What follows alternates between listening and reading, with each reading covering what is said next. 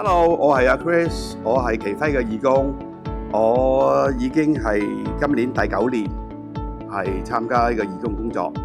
咁樣我最初嗰陣時咧，我喺義工方面咧就有幾個部分我會參加咗嘅。咁就而家我主力係做 tax cleaning。咁有人問我點解加入奇輝做義工？咁因為我太太咧喺10幾年前已經係奇輝婦女會嘅成員。咁順理成章，我都要加入去奇輝啦。咁成個義工方面咧，我最中意做乜嘢咧？就係tax cleaning 入邊。點解我喺 tax cleaning 咁中意？因為而家啲老人家咧，好多仔女都唔係喺佢身邊嘅。咁佢到每一年要報稅嗰陣時咧，佢哋就會遇到困難，好頻撲。